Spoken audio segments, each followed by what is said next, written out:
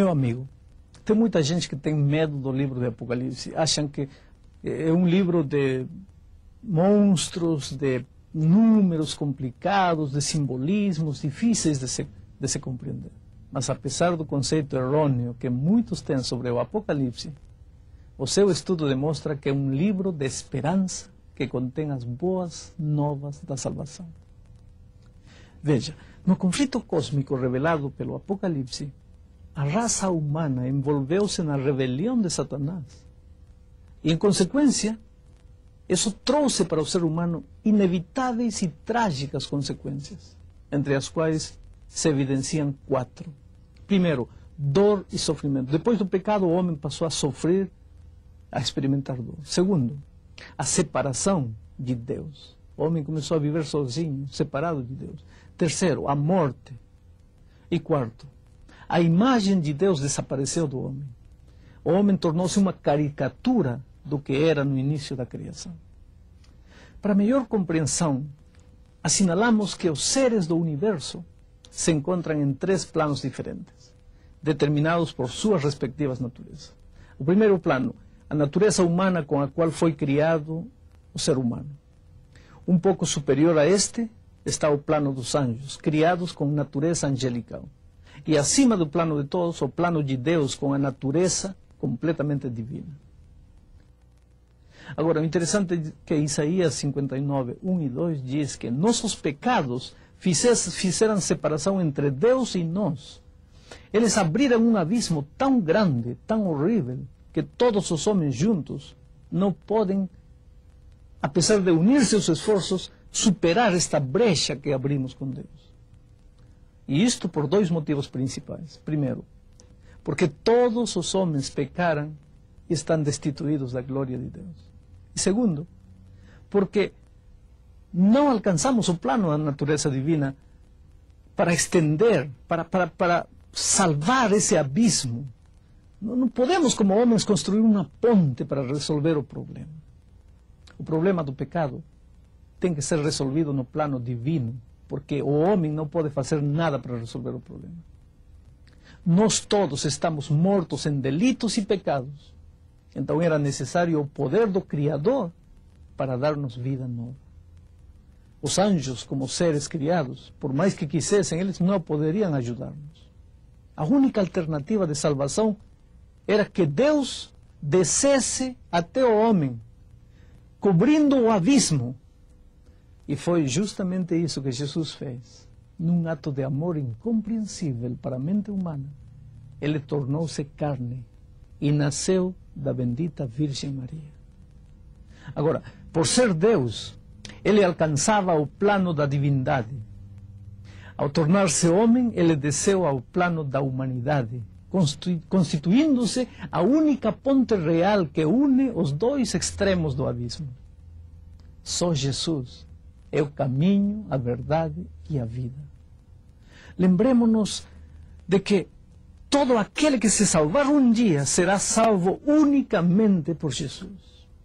Todos os crentes, antes e depois da morte de Cristo, foram salvos pelo sangue que Jesus derramou na cruz. Os sacrifícios de animais realizados antes da morte de Cristo tiveram caráter simbólico e provisório, apontando para o grande sacrifício de Cristo na cruz. Por isso é que Paulo diz que é impossível que sangue de touros ou de bodes remova pecados. Não pode. E São João escreveu: e ele Jesus, é a nossa propiciação pelos nossos pecados.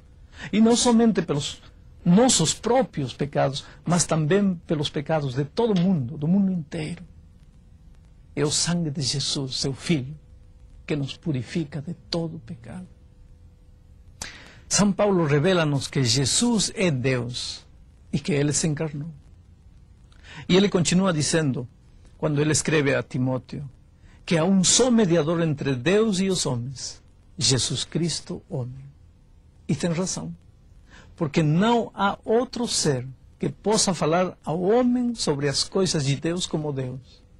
E ao mesmo tempo, apresentar-se diante de Deus de igual para igual com Ele, na linguagem da divindade, e falar com Ele sobre os problemas do homem. Sem dúvida, As boas notícias da salvação reveladas no Apocalipse abrem em nosso coração uma janela para a esperança, inspirando-nos a fazer a pergunta grande de toda a história humana. A pergunta que foi feita a São Paulo pelo carcereiro de Filipos: que devo fazer para ser salvo? Apocalipse 3:20 revela: eis que estou à porta e bato. Se alguém ouvir a minha voz e abrir a porta, entrarei em sua casa e cearei com ele e ele comigo. Amigo querido, a primeira coisa importante é abrir o coração a Jesus, a fim de que Ele nos mostre o caminho da salvação. Por meio da Santa Bíblia, Ele nos diz que devemos ter sinceridade suficiente para reconhecer que temos pecado.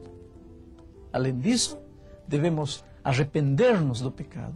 Isto significa mudar de opinião, envergonhar-se do mal, sentir dor pelas coisas erradas que temos feito, estar dispostos a renunciar ao pecado, a abandonar a vida passada. Deveríamos atuar da mesma maneira como fazemos quando renunciamos a alguma coisa. Não voltamos mais a essa coisa. Sentimos que esse não é o nosso lugar.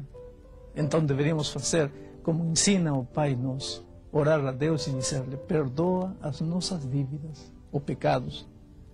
Nosso Senhor Jesus Cristo prometeu que quando pedimos perdão a Deus em nome de Jesus, Ele intercederá e conseguirá a absolvição. Por isso, é tão importante pedir a Jesus que seja nosso intercessor. E o Apocalipse revela que Ele está no santuário celestial, à direita do Pai, e que Ele ouve a oração de confissão do Filho e pede a Deus que aceite o crédito de seu sangue para cancelar a dívida de nossas culpas. E o maravilhoso de tudo é que Ele consegue isso.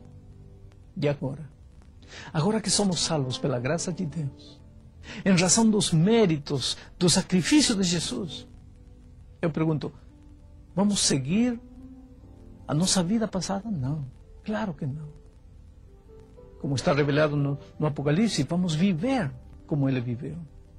Deixar os pecados e que Ele, através da presença de seu Espírito Santo em nossa vida, nos ajude a viver como Ele quer, amar como Ele amou. Esse é o tema de Apocalipse. Tudo que acontece nos símbolos maravilhosos tem que ver apenas com uma coisa final: que o ser humano, a criatura perdida, caída, arruinada, seja restaurada para seu estado original. Que o caráter maravilhoso de Jesus seja reproduzido finalmente em nossa experiência. Que quando nós andarmos pela rua, as pessoas possam ver a Jesus em nossa vida. O objetivo da salvação não é somente salvar-nos para continuar na vida do pecado, não. É salvar-nos para transformar-nos, para a partir de aí viver vidas completamente vitoriosas e ter paz e felicidade no coração. Que Deus nos abençoe.